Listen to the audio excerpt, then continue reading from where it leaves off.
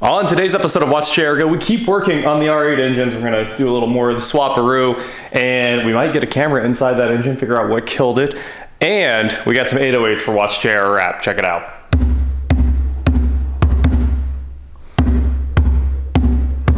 Okay, that's not gonna be a thing.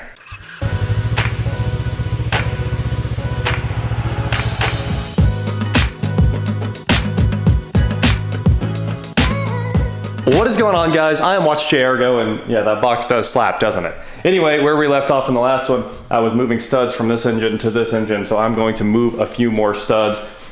Instead of using the stud puller, we're using the stud puller everyone else uses, which is where you take two nuts back to back, put them together, and tighten them down, and then pull the stud out. So this is going to take a little while. It's very time consuming. I'll show you one, and I'll do the rest. All right, ratchet wrench inside the first nut there. That's about where that's going to go, and here comes the second nut. Put them together. We will crank these things down here. I'll use this ratchet to tighten down this one. And once we get those together, I'll use the ratchet wrench that is now captured to pull the stud out. The stud started to move. That's all it took. Okay, now I can pull the ratchet off and remove this stud. This takes a long time. I'll be in here grinding for a good 30 minutes to get all these probably. Josh jumped on the studs. I am moving the coil packs. And once I get all these coil packs moved over to that engine, we're gonna pull the plugs, stick the inspection camera down in here, and see what we see inside these cylinders. So, time for more of these to come out. All you do is wiggle and pull. And it just takes a long time because these are super long and have a whole bunch of seals in them. There you go. One out, move it to the other engine. Spark plug time. Black. Get those black edition spark plugs? Yeah, man, these are the upgraded ones. They cost a little extra because black edition, just like the Mercedes. That one looks black, but okay. That one, pretty carbon-y, but again, not bad. I'm expecting this one to be the problem child here. But weirdly, it looks even better than all the rest. Almost like, it's tough to say. That one's pretty nasty, and that one's kind of nasty. These two look clean. All right, we've got the inspection camera out. You can see we got a NGK logo right there. Maybe, well, the light's a little too bright. And we're going in cylinder one here. That's the first cylinder. It's the center of the piston. You need to look out at the edges. I'm guessing just the ring land broke off. Well, we can't see, we can't turn the camera at all. Let's see, we got in cylinder two here. Piston looks okay. We really need one of those bigger borescopes that you can rotate inside the engine. Tiny little spark plug hole. Wow, that piston looks incredible. Super clean. Yeah, brand new. Even the cylinder, I don't know. I guess that's just a reflection, huh? Mm-hmm. Ooh, there it is. That cylinder wall looks horrible. Look at the edge of the piston. You can see the edge of the pistons broke off. The ring light, like I said. You can see that. Oh, gross. Chunk missing off of it. Ruined it. Oh, ooh, look at that. Yeah. There's some carnage. There it is. It's the cylinder we thought. Huh. Yep, she's hurt. Well, it's really just like the cylinder would probably clean right up. It doesn't look terrible. It's just the piston. You know, when you boost or spray something, you're supposed to file the rings to give yourself a bigger ring gap. Yep. I'm guessing nobody wanted to take this engine apart to do that. Yeah. Before they boosted it. Yep. And those rings get hot and swell. Get seized inside the bore momentarily at the top or bottom of the stroke. The only people that can actually do this are underground. I mean, they go in and everything gets a legit engine build from Proline as long as you bought a stage 3. And it's being a lower mile car, 50,000 miles. Yeah. Probably the rings were probably still super tight. Oh yeah, for sure. There's our answer. Damage. So it's not cracked in half. That's good. Yeah, that's true. I mean, it's not like a catastrophic failure. Right. Just a lot of oil coming out. Mm-hmm. As you can see, the valley over here is rapidly filling up. There's our solenoids that have, those are probably EGR, PCV solenoids, PCV control. And we're tightening down all these fuel lines. Josh is putting the knock sensors in right now. Lots of tightening on all these fuel lines. So we got like a return, we got a crossover with a fuel pressure sensor, Tons and tons of stuff that's moving. That's like another fuel pressure sensor. It must be return fuel pressure. Just keeps on going. This is pump status, I would assume, like pump up and down, so it knows what the duty cycle of the DI pumps are. You said duty. I said duty. And I'm headed up to Walser Audi here in Wichita because luckily they had every O-ring in stock for this upper oil filter housing. There's a double O-ring there and a single O-ring there.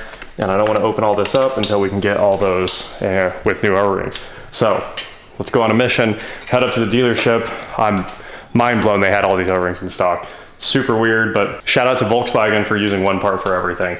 They are really good at that, and it's a really smart move. Wait, this is a Volkswagen? Yeah, I mean Lamborghini. Oh, okay. Yeah. And we are here at Walser Audi to pick up some parts. I'm still honestly surprised they even have parts in stock. It's kind of crazy. You got the sauce, man? Yep. Awesome. $15.39. That's actually super cheap too. I was expecting worse. It's not too bad. And we are back from Audi with a bunch of O-rings and a lot more information on what we got to do. Like removing that intermediate shaft for the drive up there. And now I can put this thing on. I'm going to clean it out real quick. And we have all the O-rings to put the coolant tubes back on. So it should all go back on just like it was brand new. Time to open this thing up. You can see the valley is getting crowded very quickly here. And I'll go ahead and drop those for a second. This is that figure 8 and it only goes one way, I think. And that appears to be the way. And then we can untape this back oil passage. And man, that's pretty. It's all machined, and that is where that other O-ring sits. So now it's all re-O-ringed. All right, that is looking pretty complete right now. Take a look. And this thing is looking pretty incomplete, which is our goal. So I needed to get these guys right here. Some what appears to be EGR. These are some nasty passages here. So getting all this apart and moving it over there where it's still plugged and putting the solenoids on. So there's one of the solenoids right there, and we've got to run the vacuum control for them and everything over here, but I'll go ahead and pull this plug out and get ready to mount our solenoid. Now the things we're having trouble with over here are snap rings are out of the pilot bearing, but it doesn't want to come out. And we've got to get a gigantic bolt off of the front of this drive shaft right here. It's actually a giant nut and it's keyed and everything. We got to get that out, and then there's another snap ring. Then we can slide out that intermediate shaft. Once that comes out, it should just slide right into the carriers in that new engine, and that's basically it. That and the intake. We'll need a clutch alignment tool, which we don't have either. So time to go find some tools. Master mechanic here. We got the car ninja sneaking in the garage, and he's actually helping us figure out what this is. So I ran over to his place, trying to figure out if this was ever plugged into anything. It's under the intake, and we can't find anything that it ever connected to. And Johnny thinks it was pretty dirty inside. Josh thinks it was dirty inside. I guess we're gonna go look up the wire colors and see if it connects to anything in this car. It might not.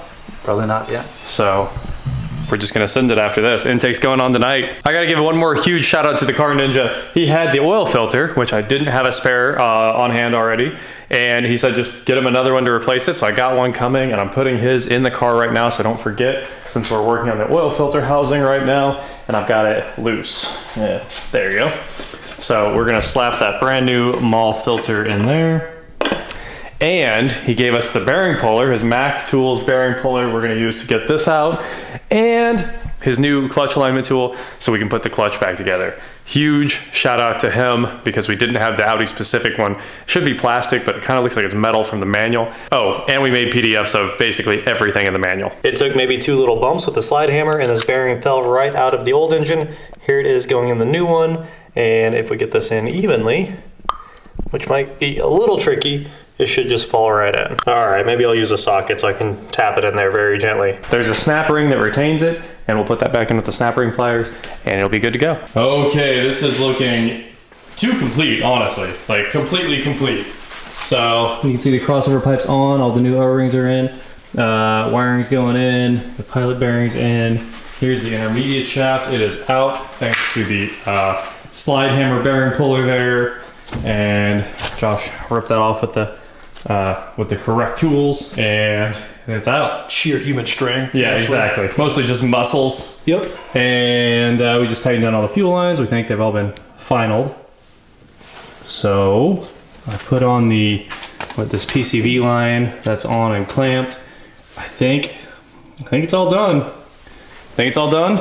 I think it is. So it's time to pull the tape. Yeah.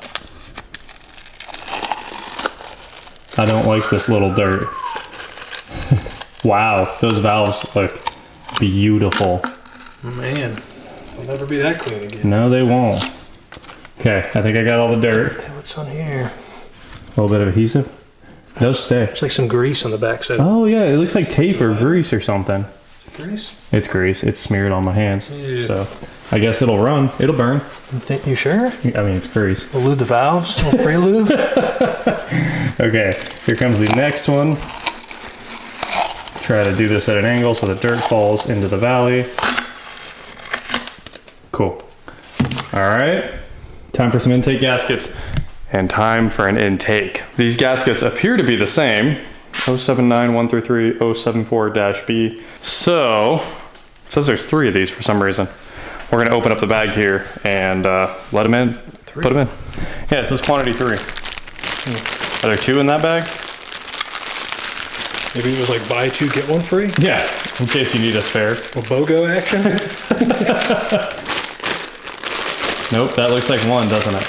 That is 1. Huge bag. Very expensive, nice intake gaskets.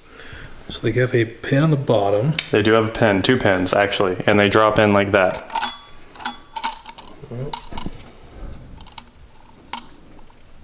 Go in. Wow, these pins like super retain it too. They're like forced into these guide holes right there. There it goes.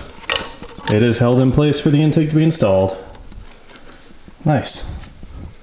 Yeah, they do. You weren't kidding. Yeah, they don't come back out. Those are like pressed in. Well, time for an intake. We're gonna clean up the intake a little bit, make sure the mating surface is good to go, and then slide it back in. It does kind of have to slide under all of this. And on the bottom of the intake, we can see how the variable geometry intake runners work. Look at that. So that's wide open, and that's partially open. It directs the air like right at the valves, or it pulls it in to where it like covers the whole port. That's pretty sweet. It's like a big spoon. Yeah, it's like Yeah. cutting the runner in half. It doubles the velocity. So Yep. at low RPM, you still have all that air velocity. That's pretty As you cool. come up on RPM, it opens up. Look how much carbon's in there. Yeah, that's not good. She's got some carbon. That's pretty cool technology. Yep. For being a simple little vacuum solenoid. And you give up hardly anything at wide open. Okay, this engine is just, I mean, it looks like it's ready to drop back in. It's not quite ready because we're waiting on an AC compressor. Obviously, the AC compressor is like the main failure point in the R8. It's the mag ride and the AC compressor. We should have a message in a second with a confirmation on an AC compressor that we're gonna probably run out of a Huracan Performante, brand new. It had like 200 miles on the car. That should be perfect. And this engine is almost ready to go back in the box. We just have to get the oil lines off. So once we get them both in the air, again, we're gonna get these oil lines off. We wanna visually inspect this passage and the return. Obviously the return's not that big of a deal, but we're gonna take a look at that, and put this back in the bag and put it back in the box. She is done. This is as it came to us. The drive shaft has to come off of there for the AC compressor, but that should be all of it, hopefully. So, massive progress again today, and we'll see what tomorrow brings. Hopefully tomorrow the shop's clean and we got a transmission going on. Lots of stuff happened today. So, that is it for today, guys. Thank you so much for watching. Don't forget to head on over to shopwatchjrgo.com where you can get cool shirts like this. And please, like, share, subscribe. Do whatever you want to do, and I will talk to you next time. They commented yesterday. Did I do it on purpose? No, that you need to get a shirt that says, it's not like this one. Not like this one. I should get it. That's actually genius. It was genius. Oh, man. Not like this one. Not like this one. Not like this shirt or something like that. I'm down.